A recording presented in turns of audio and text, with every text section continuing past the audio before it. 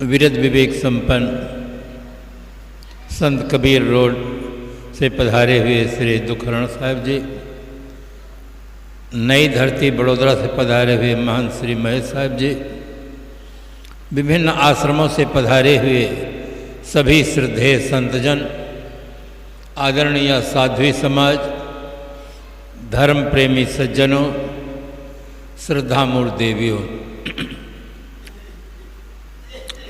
आज संत सम्राट सदगुरु कबीर साहिब की जयंती का बड़े हर्षोल्लास के साथ मनाया जा रहा है, जिसमें विभिन्न आश्रमों से पधारे हुए श्रद्धेय संत गुरुजन बहुत ही सुंदर विचार दिए हैं।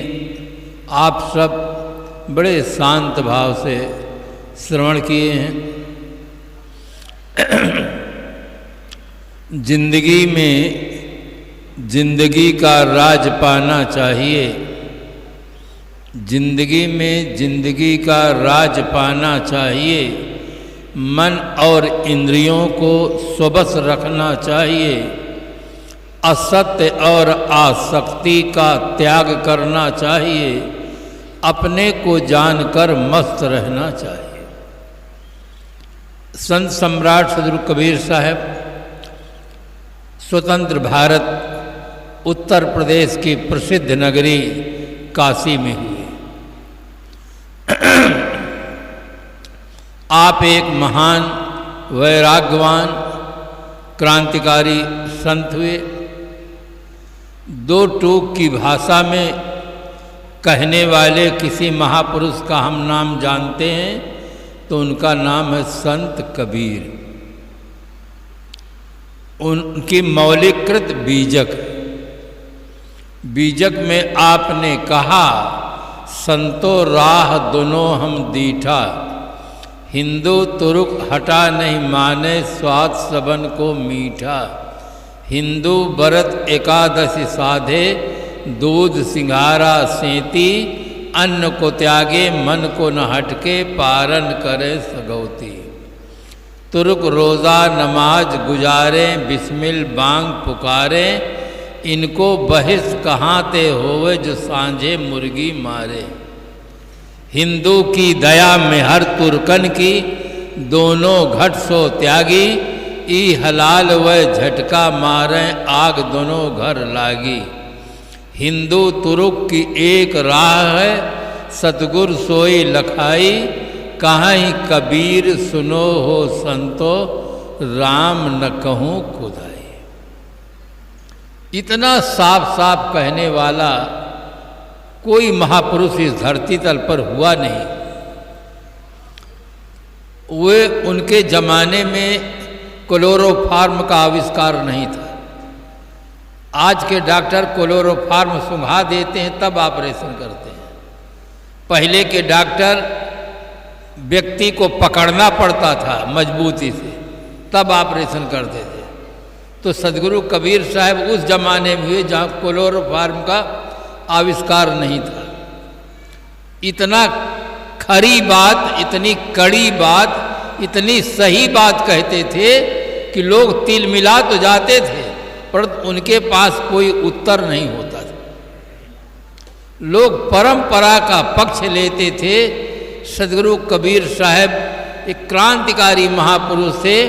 उन्होंने कहा, जो मोहि जाने ताहि मैं जानो, लोग वेद का कहा न मानो। कितना बड़ा क्रांतिकारी स्वर है। लोक में तो जिसको बहुमत मिल जाती है उसे कुर्सी मिल जाती है, विधायक बन जाते हैं, सांसद बन जाते हैं, मंत्री बन जाते हैं, प्रधानमंत्री बन जाते हैं। बहुमत का लोकमत में बड़ा महत्व है। धर्म के क्षेत्र में बहुमत का महत्व नहीं है, वहाँ सत्य का महत्व है। बहुमत लिया जाए तो किसको बहुमत मिलेगा? खराब आचरण वालों को बहुमत मिलेगा। एक गांव में पता लगाइए, बीड़ी पीने वालों को बहुमत मिलेगा कि बीड़ी न पीने वालों को? चाय पीने वालों को बहुमत मिलेगा कि ना पीने वालों को? पीने वालों को बहुमत मिलेगा, ना पीने वालों को बहुमत नहीं मिलेगा। तो ये थोड़ा माना जा सकता है कि चाय स्वास्थ्य के लिए लाभदायक है, बीड़ी स्वास्थ्य के लिए लाभदायक है, ऐसा नहीं माना। बहुमत का कोई महत्व नहीं। घर में आप पता लगाइए तो घर में सोना का बहुमत नहीं मिलेगा, लोहा का बहुमत मिलेगा। तो क्या माना जाए सोना से लोहा ज़्यादा अच्छा होता है? बहुमत का धर्म के क्षेत्र में कोई महत्व नहीं, वहाँ सत्य का महत्व है। और राजनैतिक क्षेत्र में, परंपरा के क्षेत्र में बहुमत का महत्व है। सत्य का रास्ता अकेला रास्ता है। सदगुरु कबीर साहब एक ऐसे महापुरुष हुए जो धर्म के नाम पर अधर्म कर रहे थे, अंधविश्वास, अवैज्ञानिक मान्यताएं और समाज को परेशान कर रहे थे। उनको साफ साफ निर्णय करके समझा रहे थे कि आदमी आदमी है और आदमी के साथ आदमीतापूर्ण व्यवहार करो।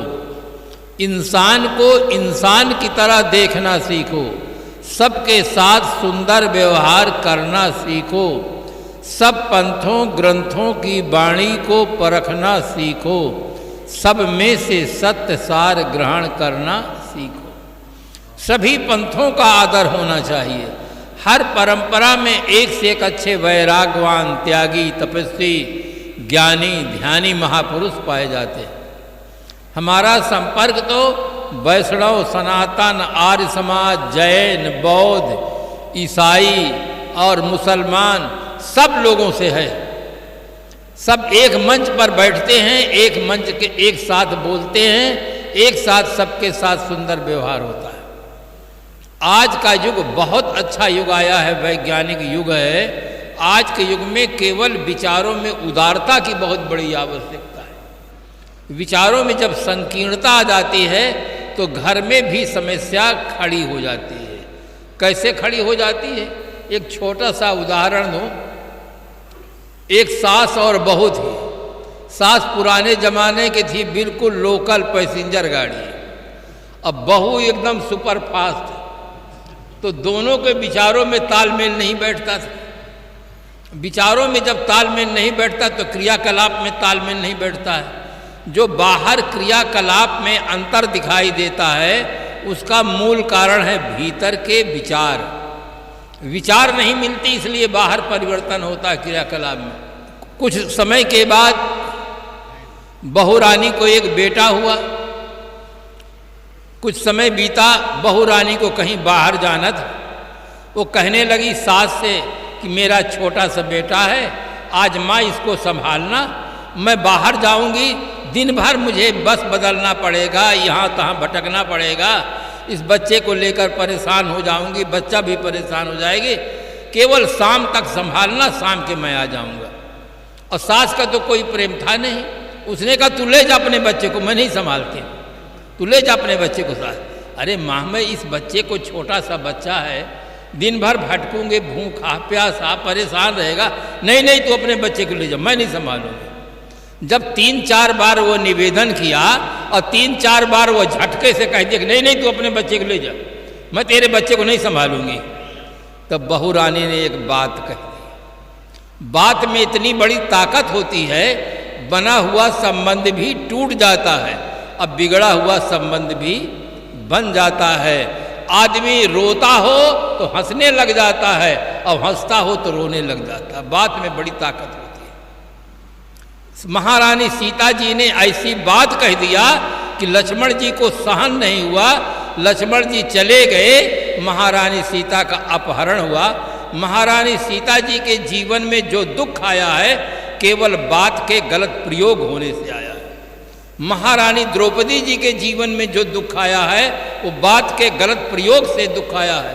अब आज घरों घरों में जो ज़्यादा झगड़ा मचता है उसका भी कारण है बात का गलत ढंग से प्रयोग करना।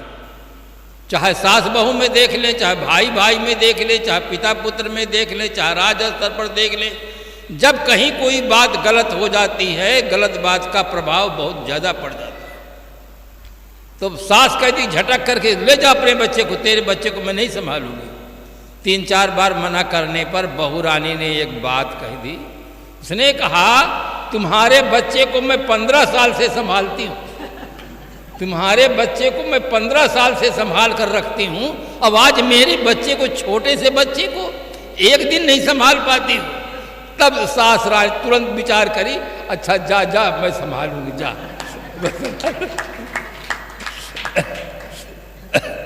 तो बात में बड़ी विलक्षण शक्ति होती।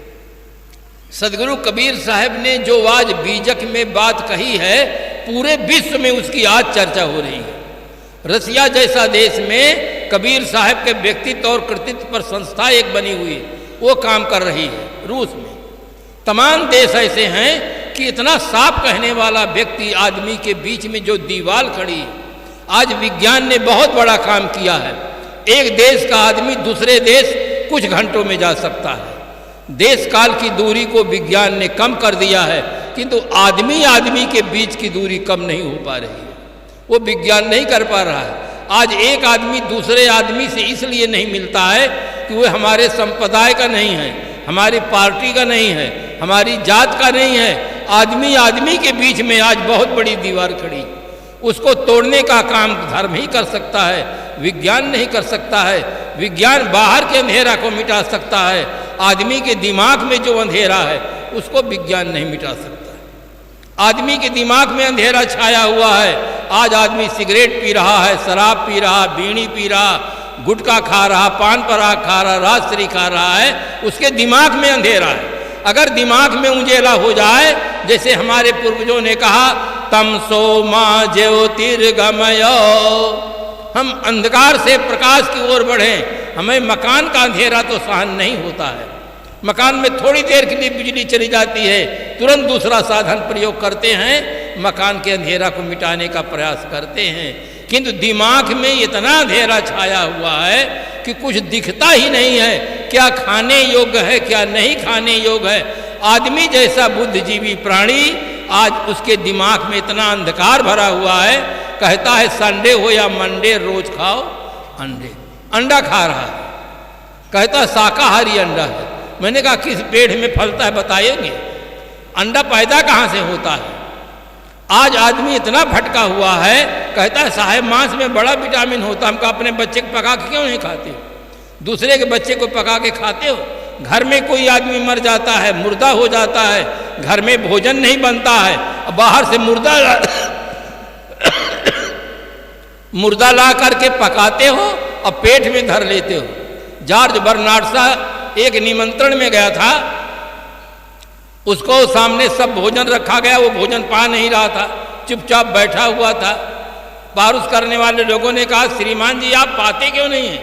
सभी लोग तो पा रहे हैं। तो जॉर्ज बर्नार्ड शॉ ने जो कहा उस व्यक्ति को, हर व्यक्ति को याद करने वाले लोग याद है। उसने कहा my stomach is not a graveyard that I sally dead bodies, मेरा पेट कोई कब्रिस्तान नहीं है जो मैं मुर्दों को खाऊं। ये मांस मैं नहीं खा सकता हूं, मुझे खिलाना हो तो अन्न लाओ, दूध लाओ, फल लाओ।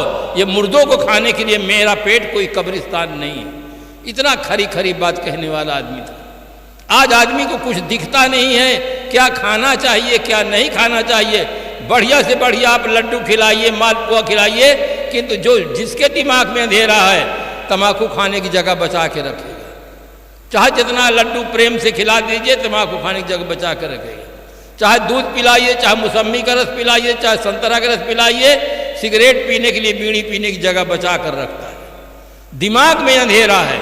जब तक दिमाग में अंधेरा रहेगा आदमी सुखी नहीं हो सकता है। चाहे चंद्रलोक में जाकर मकान बना ले, चाहे मंगल ग्रह में जाके मकान बना ले, चाहे जितना बड़ा धन कमा ले, चाहे जितने बड़े पद पर पहुंच जाए।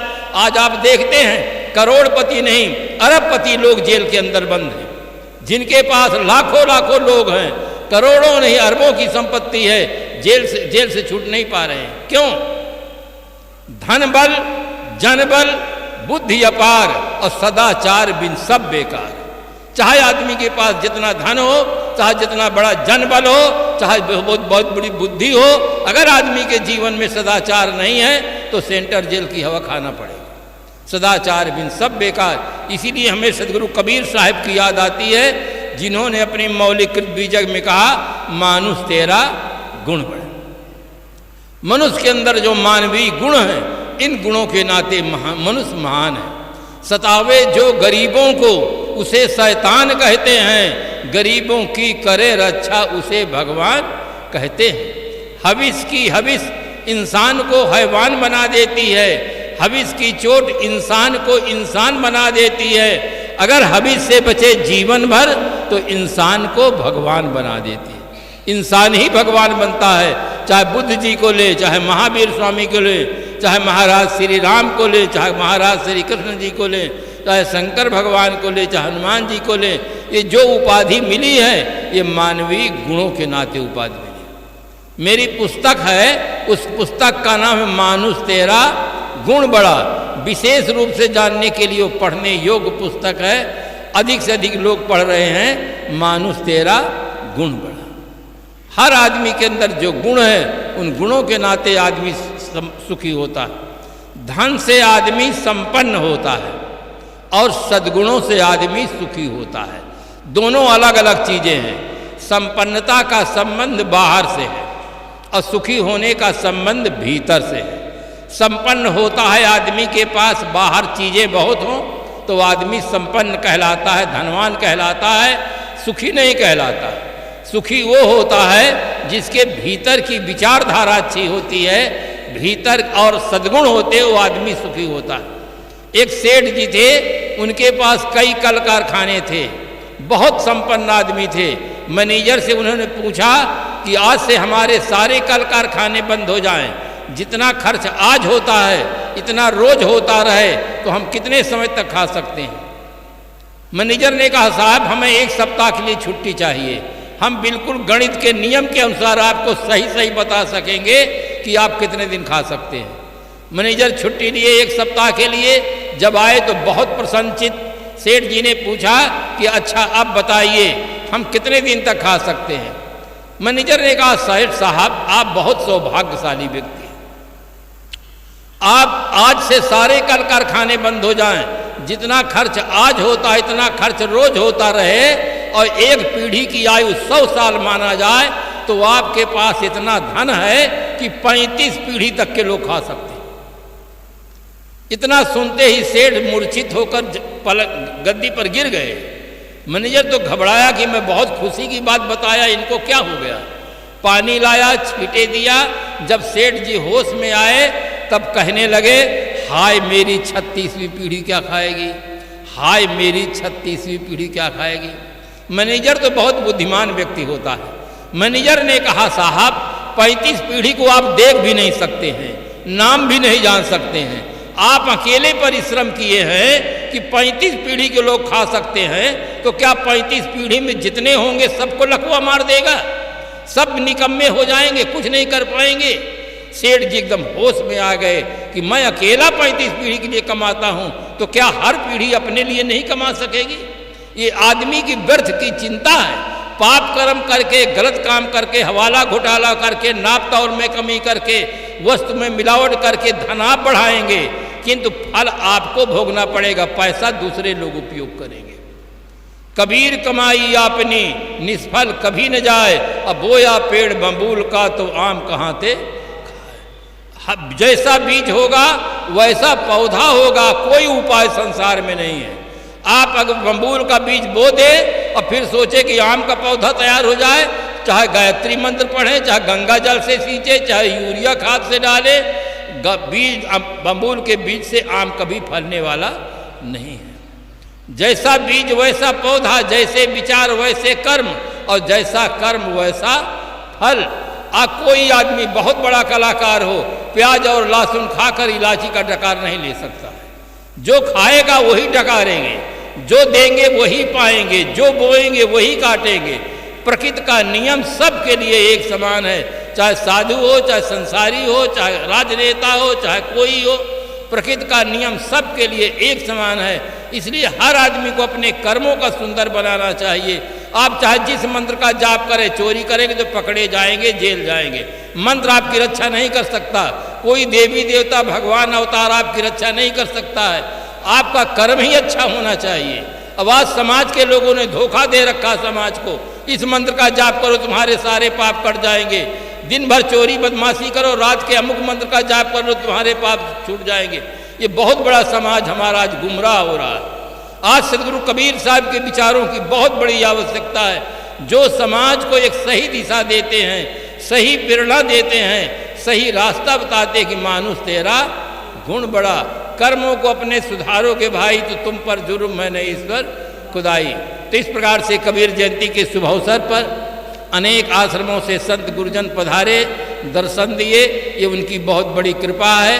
और हमारे दूर दूर से भक्त सज्जन आए हैं, इनके मन में सदगुरु कबीर साहब के प्रति, वर्तमान में संतों के प्रति, धर्म के प्रति कितनी अगाध श्रद्धा है कि अपने अपने स्थानों से यहाँ आकर के संत सेवा कर रहे हैं और सब इस प्रकार से संतों की वाणी को सुन रहे हैं, सुन करके अपने जीवन को सुंदर बनाएं।